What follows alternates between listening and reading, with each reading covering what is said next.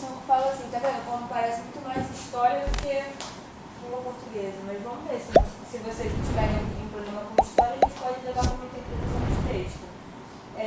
Aí a questão diz assim, o episódio relatado no texto descreve um dos muitos enfrentamentos entre populações indígenas e autoridades governamentais no Brasil. Nele, o príncipe regente usa a nomeação bárbaro, que indica uma compreensão distorcida dos atributos constitutivos dos indígenas. Na descrição do episódio de perseguição aos botocudos, o uso do termo bárbaro possibilitou legitimar uma conjuntura de... O que vocês acham? Peraí que eu vou chegar lá. Você colocou letra A? Porque eu botei letra B. Essa é a questão 2, né? Eu botei letra B porque eles estão chamando Pra mim também a B faz muito mais De sentido. selvagem, de bárbaro. Pois de é, a B faz muito mais sentido. Porém, o gabarito falou letra A. Pra mim a B faz muito mais sentido, por conta dessa questão do bárbaro ser tido como... Também chama de selvagem. Pois é, ser tido como selvagem, mas é a letra A. Na descrição do episódio de perseguição de botucudos. Aí o bárbaro tá onde aqui, ó? É porque eu acho que o uso americano, o Império tava querendo na mineração mais terra, tá ligado? É isso aí, eu Aí acho que é essa chamou a que é galera de bárbaro pra invadir mais.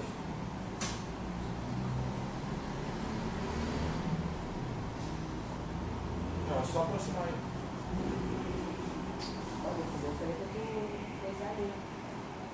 Então, ó, o príncipe regente agradeceu ao café, felicitou o êxito no combate aos bárbaros nas comunidades violentas.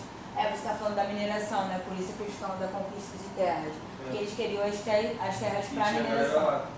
E aí eles chamaram eles de bárbaros por conta dos atos violentos e despóticos. Déspota é o que vai contra o rei, né? Vocês sabem, contra o rei, contra o príncipe. O quê? Déspota, a palavra Déspota, despótica tô sabendo. tem a ver com o que vai contra a monarquia. Uma autoridade. Na verdade, geralmente contra algo monárquico, né? Rei, né? Isso, rei, príncipe, etc. Fala, Matheus, o que você estava falando. Não, porque eles perguntam sobre o uso do termo bárbaro. Mas o problema é que eu uso o termo bárbaro nesse texto, entendeu? É para uma interpretação sobre esse texto, não eu uso o termo bárbaro na história. Que realmente, na história tem tudo a ver com eles terem achado, tipo assim, eles olham para os indígenas, a carta do Peru Vaz de Caminha, isso é importante, isso pode cair, porque sempre cai, principalmente em questões da UERJ. A carta do Peru Vaz de Caminha, a classificação que ele faz, a descrição que ele faz, vai muito do olhar europeu, do olhar branco. Ele fala, nossa, eles estão nus, sabe, não estão com as vergonhas. Aquilo ali, os indígenas são sem pudor, alguma coisa do tipo, não, aquilo ali é uma cultura normal. É natural para eles. É natural, como é natural pra gente usar roupa, certo? Porque nos foi acostumado assim, a usar roupa. Então, eles veem os indígenas como bárbaros, como selvagens, como você falou, isso ele fala na própria carta, porque ele vê com o olhar da cultura dele. E aí, por isso, essa ideia de barbaridade, entendeu? Que vai contra a minha cultura, que vai ao contrário da minha cultura é bárbaro. Letra A por conta do texto, tá bom? A número 1 é qual? A número 1 é a letra C. Grito. Perfeito. Agrupado de acordo com semelhança e diferença. Isso, agrupado de acordo com semelhanças e diferenças. Eu acho que eu confundi com aquela questão do edograma.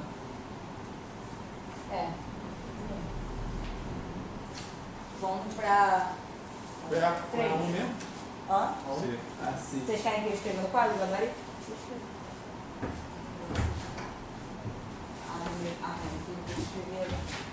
A número 1 é letra C, a número 2 é letra A. Agora a gente vai fazer a número 3. Number 3.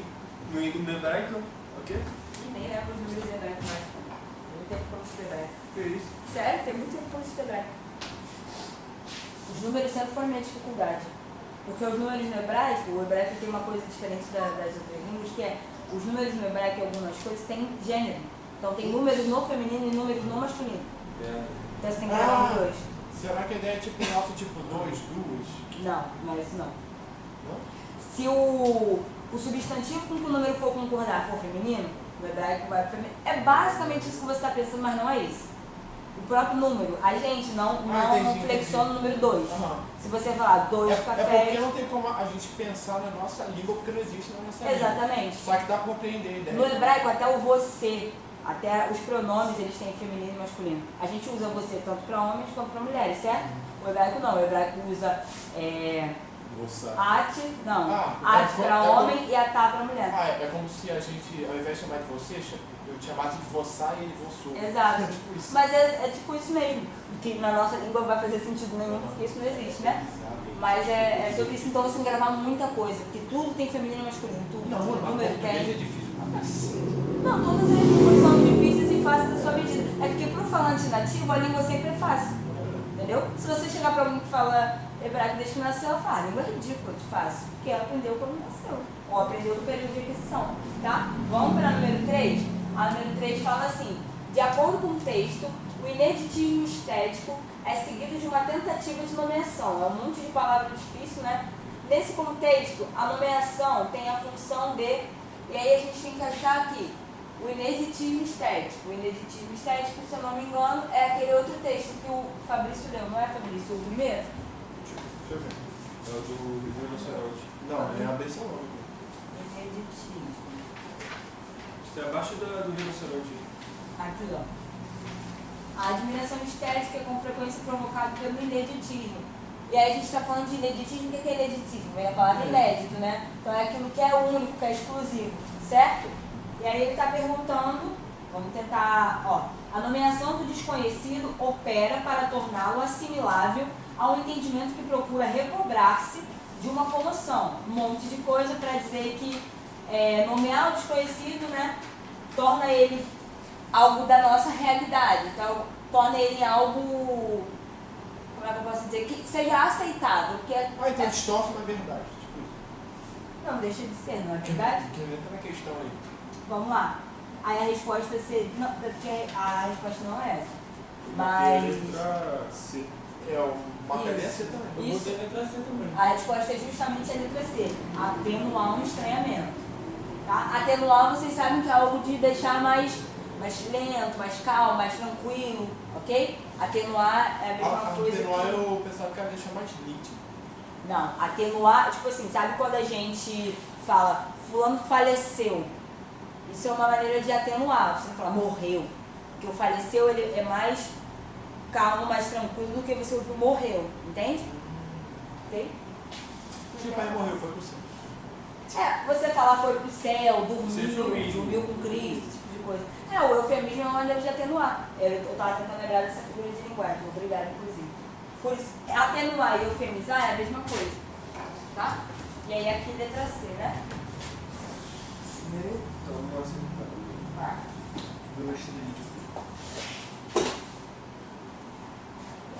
Justamente por quê? Porque o desconhecido provoca o estranhamento, certo?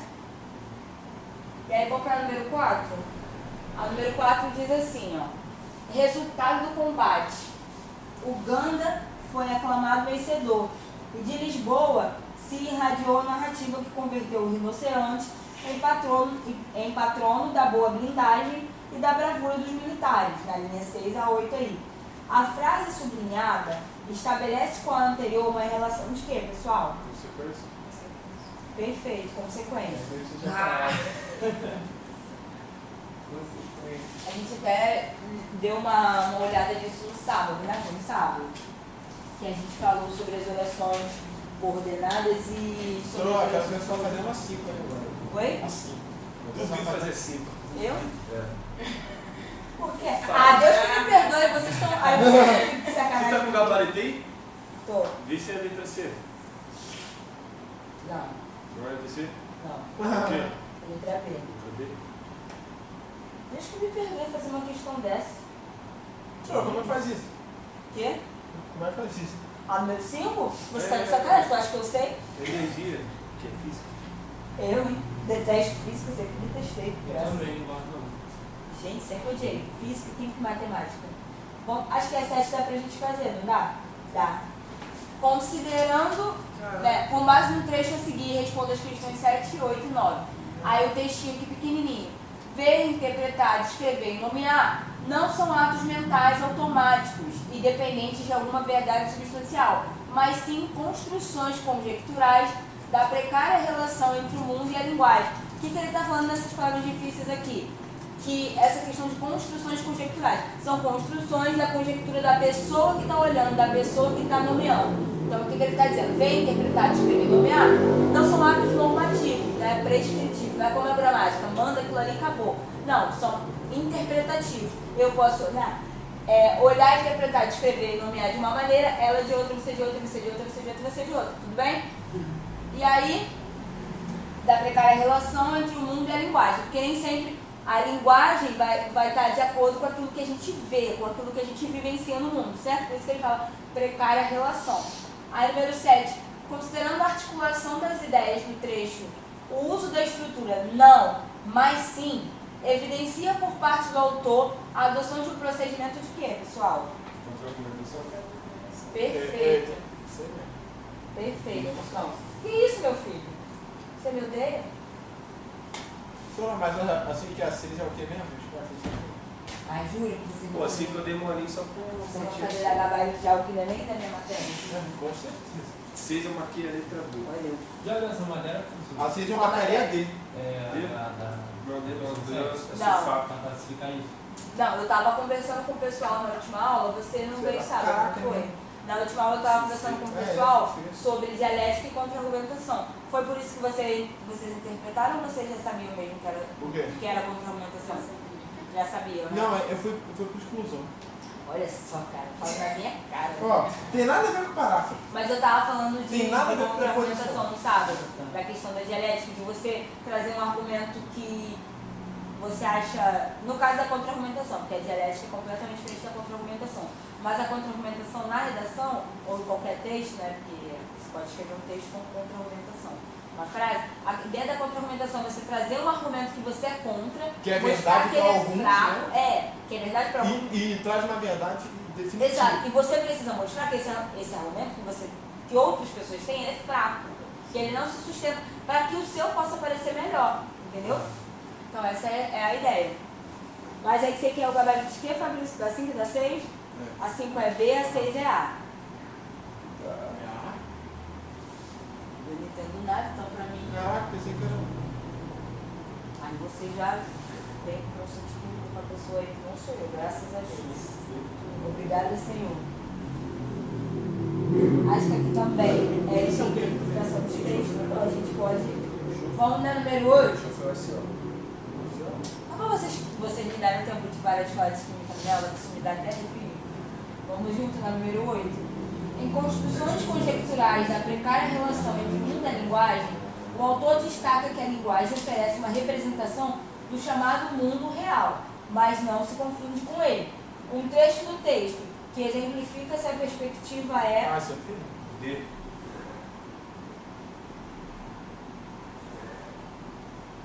Massa.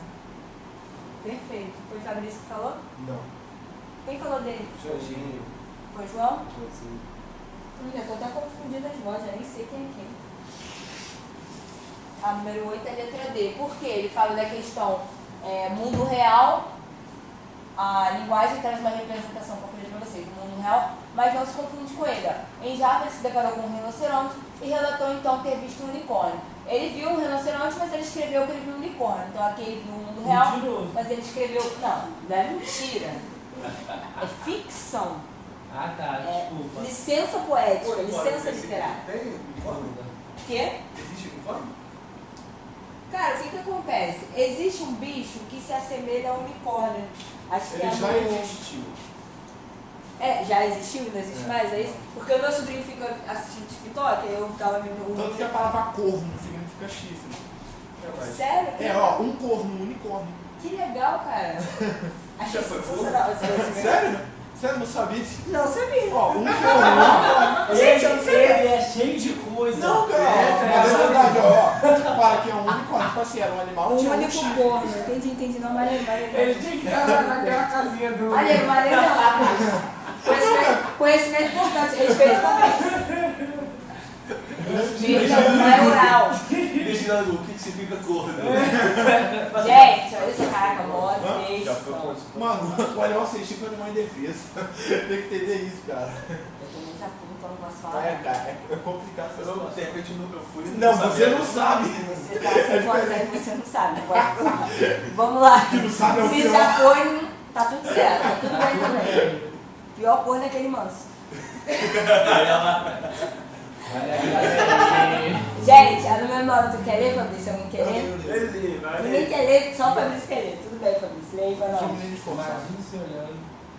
Ih, Posso ler? vai, Matheus! Liga! Liga. Imagine se olhando para um mapa da Europa, Jamais imaginaria. sem nenhuma indicação nele, com exceção da cidade de Viena, perto do centro, e ao norte dela a cidade de Berlim, onde você localizaria as cidades de Praga e Budapeste.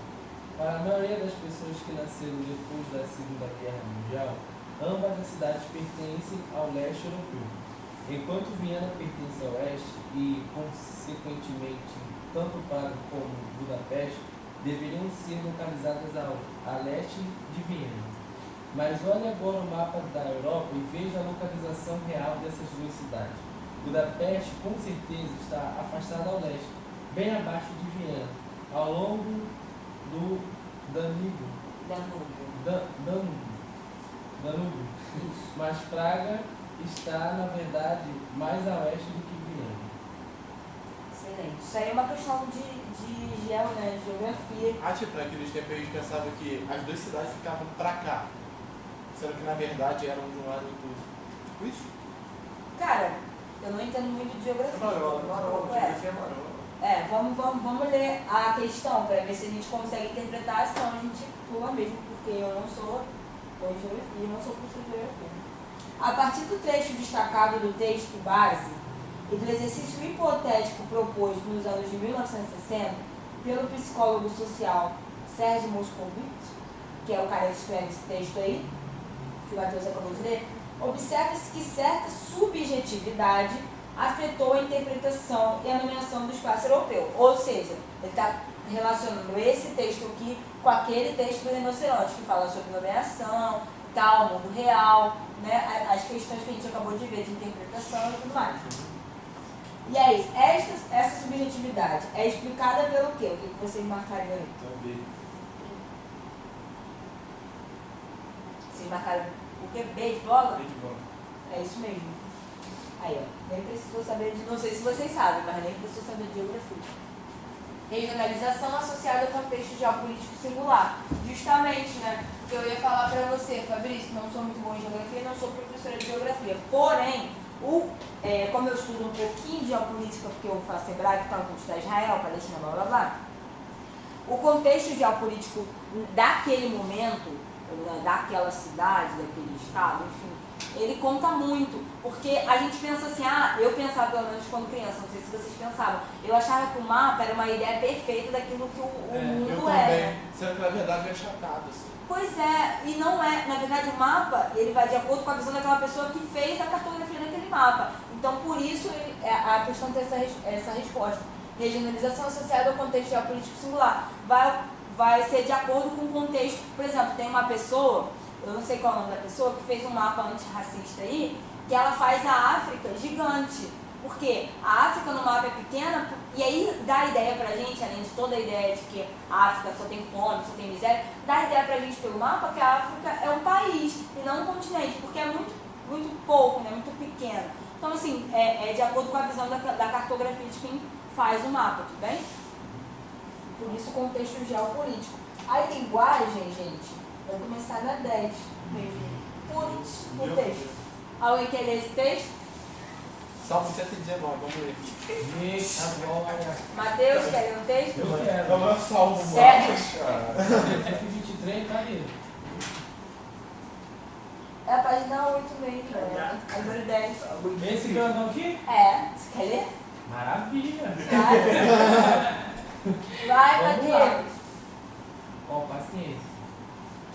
Estará o ódio se tornando o link da nossa sociedade? Uma sociedade se funda em laços sociais.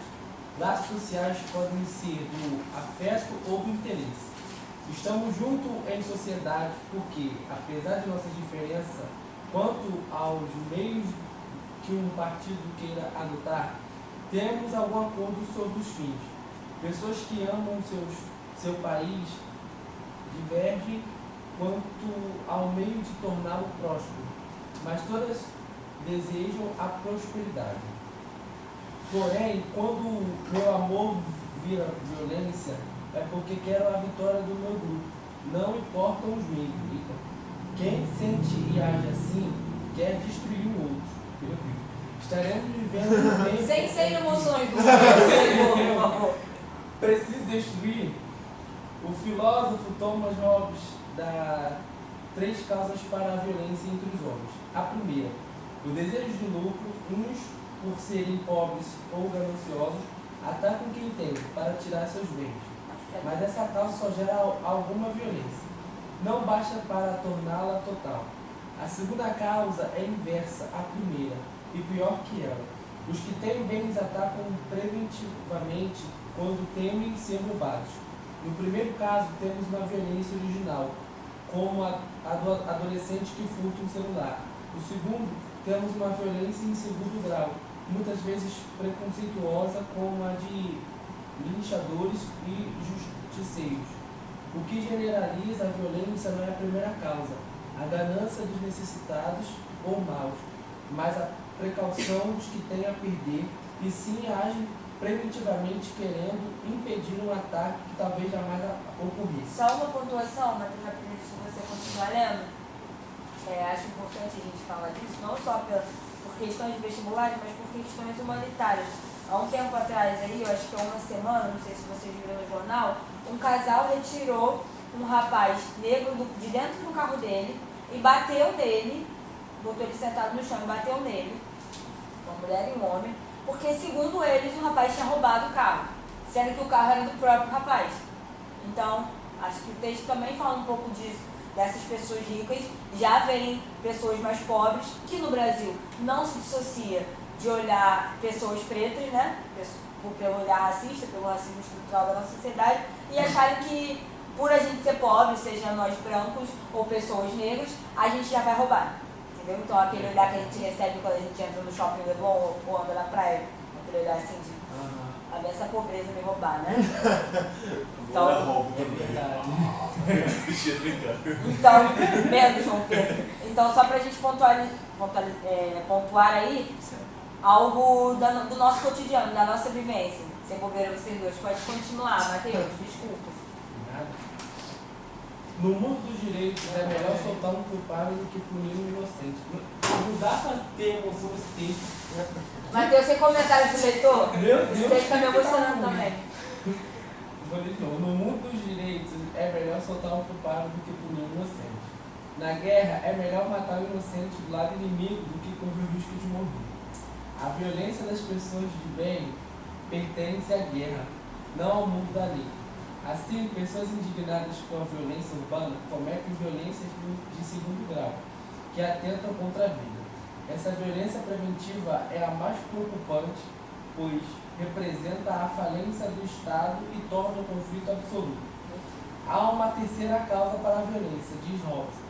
Essa causa se chama honra, palavra que hoje usamos em sentido positivo, mas que designa a imagem pública do valor de alguém.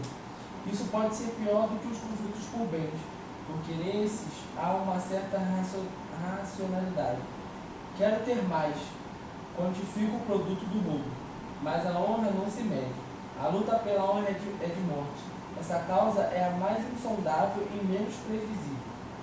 Na política atual, a palavra é usada como arma. A disposição ao diálogo despencou. A violência associa 2 fatores que considero próximos: ignorância e falta de educação. Meu Deus, reconheço que toda pessoa educada é ignorante em algum assunto, mas a pessoa mal educada é ignorante em quase tudo. Como se pode ter a sutileza de conhecer bem as coisas sem a sutileza de ouvir o outro? Por isso, as redes sociais não se tornam agora ágoras contemporâneas, espaço onde o povo discute a coisa pública, mas sim campos de guerra. Ágora aí, no sentido da época aristotélica, né? que era a praça onde o pessoal sentava, a ágora é a praça onde o pessoal sentava para debater quaisquer questões da cidade, que antes se chamava polis em grego. Por isso a gente fala de política. Política é a arte de gerir a polis. Esse é um conceito do próprio Aristóteles. Ele fala que a política é a arte de gerir a polis visando ao bem comum, tá bom? Era para ser isso. No nosso país se esqueceram dessa definição. Talvez a gente precise dar um pouco mais. Pode continuar, Matheus. Imaginamos que a violência é dos outros, mas o preocupante mesmo é a extensão da reação das pessoas que se consideram de bem. A perda da proporção é a perda da razão. Proporções e medidas são o que nos permite viver em sociedade. Estamos a um passo de não conseguir mais a convivência, a não ser como nossos muito próximos, como nossos clones. O que, na mais complexa sociedade da história, é o fechamento de cada um de nós no condomínio, na torcida, no grupo social, a incapacidade de explorar o vasto mundo diferente que se encontra nas portas da saída. Meu Deus, esse texto aqui vou ficar pra vida. Renato Janine Ribeiro é o autor desse texto. Esse homem pregou sem Bíblia. Pregou sem Bíblia. Caraca, isso é muito engraçado. Meu Deus. O título do texto de Renato Janine Ribeiro foi omitido.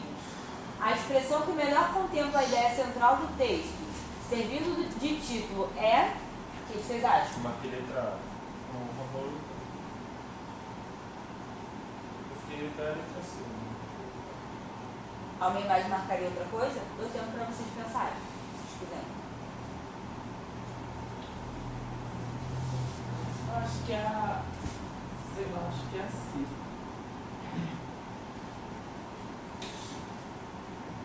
Pensa que o título, a gente vai sempre chamar o título de chave de leitura. E se o título é uma chave de leitura, ele não pode ser somente uma leitura de uma parte do texto, mas ele tem que ser uma leitura de todo o texto. O título ele tem que falar por todo o texto.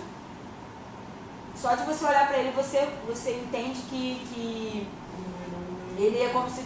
Por isso a gente chama de chave de leitura. Ele é como se desbloqueasse toda a ideia do texto, né, que a gente chama de ideia central. A ideia mais importante do texto está no título. Tem que vocês parem de ficar olhando para ali. Essa fica tua cabeça. Você vê que bota aqui, ó. Só passa na testa. Meu e Rihanna. Agora subiu. Gente, eu não sei porque ela tá em condições tão altas se eu sou tão pequena. É o caso do quadro. Triste. O que vocês colocariam aí na número 10? Fala aí pra mim. A, B, C ou D? Vai permanecer na A, João? C. E você falando assim, D de Deus. Eu vou de C. Vai C ser, de vai Cristo. ser. D de Deus. A de amor que Deus é amor. Então, é a letra C, pessoal. C de Porque Deus. a letra C, é o que eu acabei de falar com vocês. Pelo título C, uma chave de leitura, ele tem que ser uma chave de leitura de todo o texto. A ideia central do texto não é a honra valorizada, João, mas é a reação desmedida das pessoas de acordo com cada trecho que ele fala, né? Por exemplo, o pobre, assim, eu não vou opinar, porque o pobre de roubar o rico de violentar o pobre por achar que o pobre vai roubar ele. E aí no caso da honra a gente pode dar o exemplo de algo que hoje, talvez, você vai ver em pouquíssimas famílias, porque tem gente que ainda vive igual ao século passado. Mas, por exemplo, há séculos era absurdo um homem tirar a virgindade de uma mulher. Então isso feria a honra de um pai, de uma família. Então o cara até matava, se o cara tivesse... Vamos devagar. O pai até matava se o rapaz tivesse tirado a virgindade da filha e o cara não quisesse casar. Bem? E essa é a ideia da honra. A virgindade, né, nessa época da mulher, era mantida como algo de honra, né, da família, blá, blá, blá, blá. Hoje isso se perdeu, graças a Deus, bastante, mas ainda tem gente que pensa assim, que pensa que a mulher ser virgem é sinônimo de alguma honra, tá? E que quando o cara tira a virgindade da mulher, ele está ferindo a honra da mulher e da família. Eu queria saber como é que uma virgindade pode ser algo tão coletivo. Eu não consigo entender, mas tudo bem, isso é uma crítica minha mesmo. A gente pode ir para o número 11, também vou querer aqui. Uma das ideias discutidas no texto é de que haveria um fenômeno social crescente baseado no comportamento de cometer crimes para que não se cometam crimes. Isso na nossa sociedade é muito real, né? As pessoas, por exemplo, o cara tenta roubar um celular, aí ele não consegue roubar o celular porque as pessoas pegam ele e as pessoas fazem o que com o cara? Botam ele no poste e batem nele. E maltratam ele e torturam ele. Então, se o cara não cometeu o crime, não estou dizendo que ele está certo, não estou dizendo que o crime é justificável de nenhuma maneira. Mas estou falando, o cara não cometeu o crime, as pessoas vão lá e batem nele, cometem o crime porque o cara não cometeu o crime. E elas acham que isso produz algum ensinamento, inclusive a própria cadeia. As pessoas acham que a cadeia, o isolamento, você deixar a pessoa com uma comida estragada, presa, sem ver sol, sem ver gente, sem ver ninguém, sem trabalhar, isso produz alguma coisa. Então, para mim não faz nenhum sentido. Porém, esse fenômeno é designado no texto como o quê, pessoal? O que vocês acham? Violência preventiva, perfeito. Eu te violento primeiro que é pra você não conseguir me violentar. Mas eu sou violento, entendeu? Eu sou cidadão de bem. Você é violento, porque você ia me roubar. Mas eu te bato primeiro porque eu entendi que você ia me roubar. Mas eu, cidadão de bem, não tô cometendo crime, porque eu sou cidadão de bem. O cidadão de bem, ele pode cometer crime. Ele pode violentar, mas a dele não é violência, ele tá prevenindo.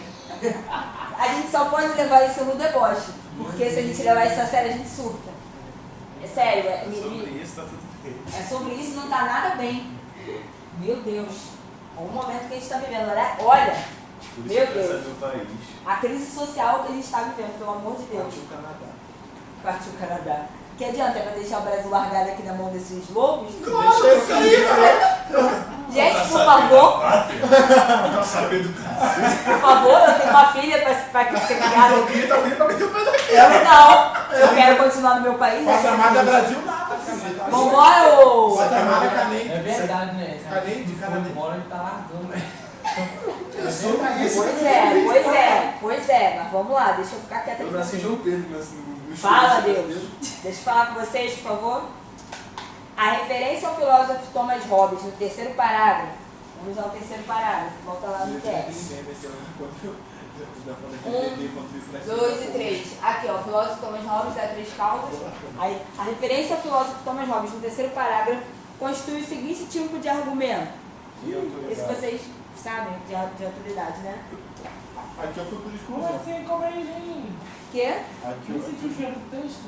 É porque era só pra Foi olhar. tu que leu, pô! Não, Gil, calma. Mateus, Qual olha só, textão? era só não precisava ler tudo não, era só pra você olhar que é aqui no terceiro parágrafo, fala filósofo, mais jovens, e aí tá perguntando o tipo de argumento. Quando a gente cita, só pra vocês entenderem por que a resposta, ele já respondeu como sempre, ele é fofoqueiro, ele leva tudo na frente, ele não me dá tempo. Mas quando a gente cita um cara que é especialista naquele assunto, a gente chama de argumento de autoridade. Entendeu? Que é diferente, tipo assim, eu tô falando de um assunto que é educação, aí eu coloco um psicólogo, que não é formado em educação, né? Não é psicólogo da educação nem nada do tipo. Aí não é argumento de autoridade. O argumento de autoridade é quando o cara ele é formado, ele tem especialização naquele assunto. O Hobbes, ele é filósofo, tudo bem, mas ele fala sobre crimes, né? Justamente sobre crimes, então por isso é o argumento de autoridade. Ok? Engraçado, o professor é patriota. Tem algum problema ser patriota? Não, professor, porque só não tem jeito. Não Você sei. é patriota do Brasil? Como assim não tem jeito de patriota? Existe um jeito pra ser patriota? Ah, mas é coisa de louco ser patriota. Eu tenho que Tu tem vir, ser patriota. eu tenho que vir de camisa do Brasil? Tu pra também ser tem que ser patriota? patriota. Fala, Fabrício, me explica. Brasil Eu sou, peito. Primeira oportunidade de ser no Brasil. Eu não sairia não, gente. Lá Eu na sou um cara estação de Caxias agora, não sei se vocês viram a reportagem, tinha um monte de cadeirante reclamando das condições do trem, que eles estavam pagando passagem, aí a Globo tá lá na estação de trem. Poxa, que pena, era a minha oportunidade. Aí eu Ficar passei. famosa. Aí eu passei. Mano, tu na TV. Aí a mulher falou assim, você falou, mulher, vontade de ir embora desse país. Eu falei, se a gente abandonar o país, vai ficar isso aí, ó. Pois é, Ninguém gente, não ninguém faz vai sentido. voltar. E eu acho, Eu tenho e preguiça eu de acho, voltar. deixa eu falar uma coisa pra vocês, falando sério, de verdade. Ó, Eu Os bons acho, são sempre não, eu acho ingrato, Entendeu? principalmente com quem é estudante, quem é estudante de colégio público, você utilizar do dinheiro do país, utilizar do seu país na universidade pública, da coisa pública, e você ir embora para outro país, tendo utilizado tudo daqui e não devolver, entendeu? Porque eu acho que o mínimo que a gente faz. Eu sou estudante Não, da isso aí eu não faculdade devolvo não, pública. meu filho. Não, mas não é devolver o dinheiro, não. Não é devolver o dinheiro, é retornar de outra maneira. Como é que o cientista ele dá retorno ao país que investe nele, né? Mano, quando investia, quando a gente Tá tinha bom. governo. Não Mas- vou embora do meu país, mas eu vou viajar uns 30 anos. Só por muito tempo. Eu levo de volta comigo. Tu acha que eu vou Passagem de ida. Eu levo o cartão do SUS, eu levo Não, o Rio Carro, eu levo estudo tudo. dois. Gente, podemos. Nada. Eu estudo 2 anos para dar conhecimento com o bunda rachado do Pois é. presidente. Podemos, Yes, we can. para a questão 13, no quarto parágrafo, o emprego das aspas de pessoas de bem, adoro, que isso aqui já define muita coisa, já era pra gente falar de cidadãos. Pessoas de bem. Pessoas de bem revela o posicionamento do autor. Esse posicionamento pode ser descrito como o quê, pessoal? Deboche. Não, tem sentido, né? Letra A. É lógico. É a letra A, O né? famoso deboche. Questionar o sentido literal, o famoso deboche que o Matheus falou ali atrás. Ah, tem a resposta deboche na prova, claro. Só porque ele A gente pode botar, É, professor. questionar um sentido literal barra deboche. barra deboche. Fala, Fabrício. Tipo, ó, se eu... Ah, não, deixa. Porque se você tira as aspas, o que significa pessoas de bem? Pessoas que fazem bem, certo? As aspas dão o sentido de ironia. Tudo bem? Você marcaria outra coisa? Não, é que eu ia falar outra coisa, mas... Eu ia falar que se escrever do lado e sair deboche, os caras iam ver. Não, claro que não. Porque, A prova... só que eu lembrei que eles olham o cartão de resposta. Eles ficam com a nossa prova, né? Mas eu não sei o que eles fazem, deve botar fogo. O que pode É esquema. fazer a prova? Tem um tio meu que ele faz a Por quê? Não devolve? das esquemas. Não devolve. Isso. A maioria das provas não são devolvidas.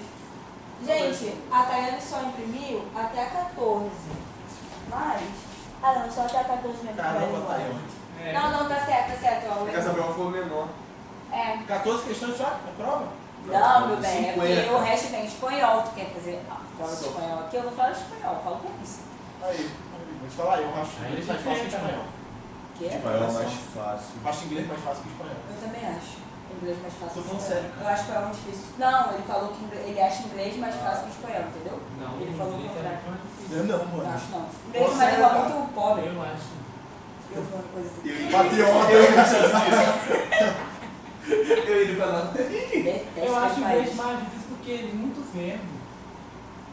Mais ou menos. Não, tipo mas assim, eles e usam tá muita vendo? coisa pro mesmo verbo to be, praticamente usado em tudo. É, cara. Sim, mas Mano, tem vocês ouviram aqui essa mudança de palavras de passado, tipo, I try. Não, mas isso aí, dá licença vocês. Eu vou tracar um negócio pra vocês dois. Tá barato Sobre isso, tá tudo bem. Não, mas olha só, você gravou essa desinência aí final, você gravou, tipo assim, é porque, mesma coisa que o português, é porque é difícil, porque você não estudou quando criança. Tipo, se você estuda os verbos regulares e os verbos irregulares e grava, cara, é muito pouco, é muito pouco verbo, não. Ele falou, I tried, os verbos Então, tentar. quando tem aqueles que mudam, tipo, I write, É, I wrote. porque, isso, porque esse é o verbo irregular, isso existe É. em português também, né? Sim. O verbo ser, você fala como? Eu fiz, pô, você sai de um C pro um S pro F. verdade. Então, tipo assim, é um verbo irregular. Enfim, podemos, senão eu vou ficar falando de verbo aqui e essa aula não é sobre verbo. Vocês não são ensino fundamental. Ai, essa é. Oi, você é muito boa. Ainda bem que você mudou, senhora. Aí ela dá um conhecimento É comigo. respeito. Para.